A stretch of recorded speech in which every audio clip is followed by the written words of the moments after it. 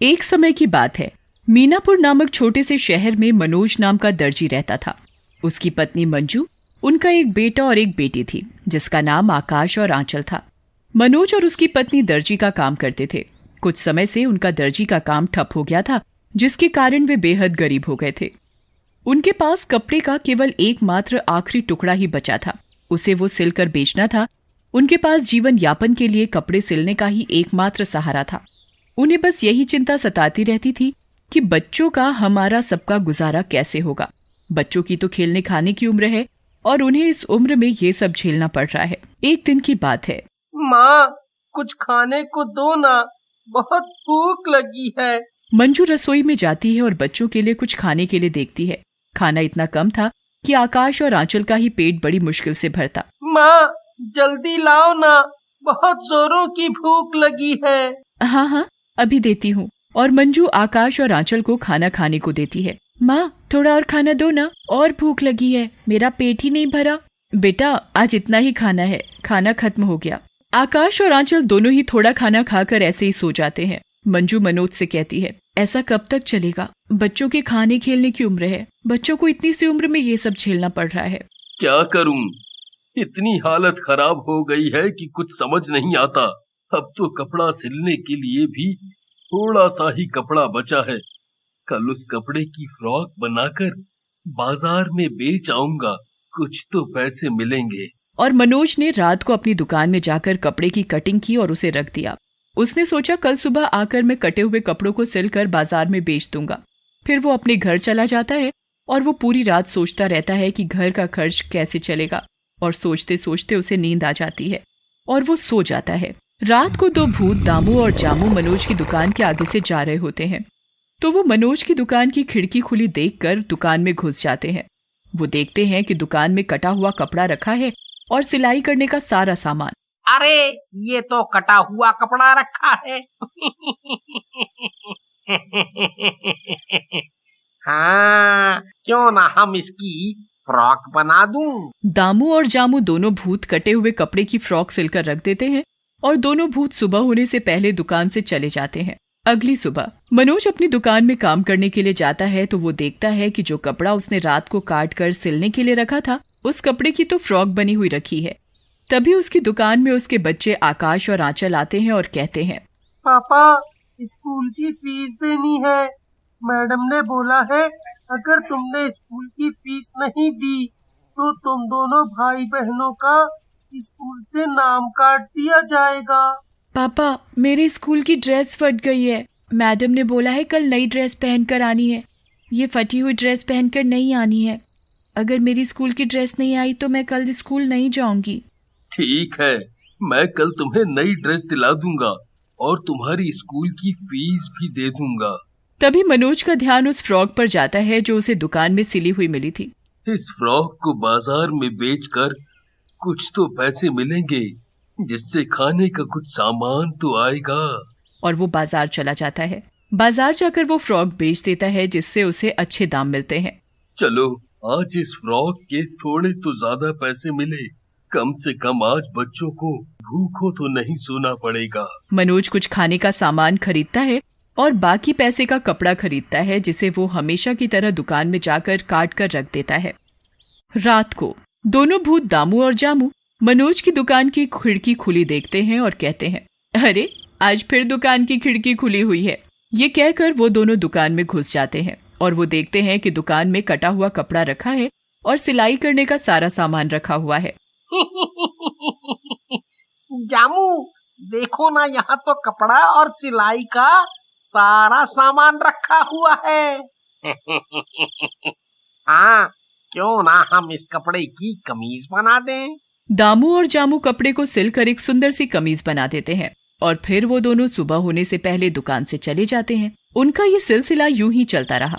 दोनों भूत रात को आते और कपड़े सिलकर रख जाते। अगले दिन मनोज अपनी दुकान में जाता है और अरे, ये इतने सुंदर कपड़े, ये इतने सुंदर कपड़े किसने सिल दिए? अरे वाह, ये कपड़े तो बहुत ही खूबसूरत हैं।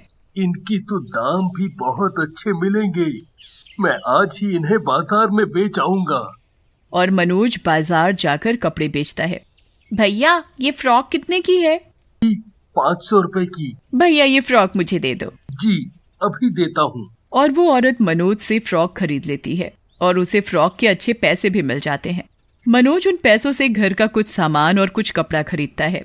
मंजू लो, ये कुछ खाने का सामान है, कुछ खाने के लिए बना दो। जी अभी बनाती हूँ। और मंजू खाना बनाकर बच्चों और मनोज को खिलाती है। मनोज भी हमेशा की तरह अपनी दुकान में जाकर रात को कपड़े की कटिंग करके रख देता है कि सुबह आकर कपड़ा सिलकर बेचूंगा, और वो अपने घर चला जाता है। और रात को दामू और जामू फिर मनोज की दुकान के आगे से जा रहे होते हैं। वो दुकान की खिड़की खुली देखते हैं तो दोनों दुकान के अंदर चले जाते हैं। देखो ना दामू, आज भी कटा हुआ कपड़ा रखा है। क्यों ना इसकी पैंट कमीज बना दें? दामू और जामू दोनों कटे हुए कपड़े की पैंट कमीज सिलकर रख देते हैं। और अगले अरे मैंने तो सिर्फ कपड़े को काट कर रखा था, पर कमीज कैसे सिल गई? पर ये कपड़े सिले बहुत सुंदर हैं। हाँ वाकई में बहुत ही खूबसूरत हैं। इनके तो बाजार में दाम भी अच्छे मिलेंगे। मनोज पैंट कमीज को लेकर बाजार में बेचने चला जाता है, जहां उसे पैंट कमीज के और दिन से ज्यादा पैसे मिलते हैं। मनोज उन पैसों से घर का राशन का सामान और बच्चों के लिए मिठाई और बेचने के लिए कपड़ा खरीदता है। आज मनोज दुगना कपड़ा खरीदता है और घर पहुंचकर मंजू राशन है और बच्चों के लिए मिठाई। मिठाई? पापा आज तो हमारे लिए मिठाई लाए हैं, आज तो मजा आ गया। और मंजू भी बहुत खुश होती है। क्या बात है, आज तो आप घर के लिए खाने पीने का सामान और बच्चों के लिए मिठाई लाए हो। हाँ आज उन कपड़ों के सही दाम मिल गए थे, वो कपड़े थे ही इतने सुंदर। अच्छा मैं दुकान जाकर सुबह के लिए कपड़ा काट के रखाता हूँ। कल सुबह आकर इन्हें सिल कर बेचूंगा। और रात को फिर दामू और जामू मनोज की दुकान में आते हैं और देखते हैं कि रोज की तरह आज भी कटा हुआ कपड़ा रखा है। इससे तो आज मैं बहुत ही सुंदर ड्रेस बनाऊंगा। मैं इस कपड़े की सलवार कुर्ती बनाऊंगा। दामू और जामू दोनों भूत कपड़े सिलने लग जाते हैं और वो दोनों भूत बहुत ही खूबसूरत कपड़े सिलते हैं। कपड़े सिलकर दोनों भूत सुबह होने से पहले दुकान से चले जाते हैं। और अगले दिन मनोज और उसकी पत्नी दुकान जाते हैं तो देखते हैं कि आज 2 जोड़ी सुंदर सुंदर फ्रॉक बनी हुई रखी है। मनोज और उसकी पत्नी फ्रॉक देखकर हैरान हो जाते हैं। अरे वाह, इतनी खूबसूरत फ्रॉक, मैंने तो इतनी सुंदर फ्रॉक कभी नहीं देखी। हाँ ये तो बहुत ही सुंदर हैं, मैं इन्हें बाजार में ले जाकर बेच आऊंगा। और अगले दिन मनोज रोज की तरह अपनी दुकान खोलता है तो आश्चर्यचकित हो जाता है। वो देखता है कि आज फिर किसी ने कपड़े सिलकर रखे हुए हैं। वैसे तो उन्हें अब किसी चीज की कोई कमी नहीं थी और उनके जीवन में धीरे धीरे सुधार आने लगता है। फिर भी वो हमेशा सोच में डूबे रहते कि आखिरकार रात में आकर कौन हमारी मदद कर रहा है। देखो ना, ये रोज रोज कौन हमारे कपड़े सिलकर रख जाता है। हमें रात को दुकान में आकर पता लगाना पड़ेगा कि कौन हमारी मदद कर रहा है। तुम सही कह रही हो, हमें आज ही रात को पता लगाना पड़ेगा।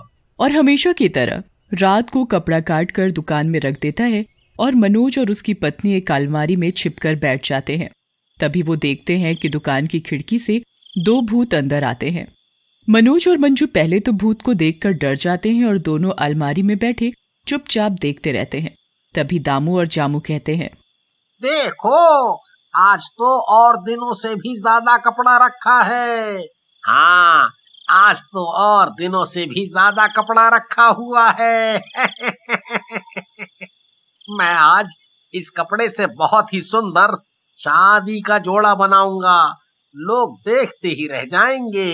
मैं इस कपड़े से शादी की ओढ़नी बनाऊंगा। और दोनों भूत अपना अपना काम करने में लग जाते हैं। दामू और जामू दोनों अपना अपना काम करके सुबह होने से पहले चले जाते हैं।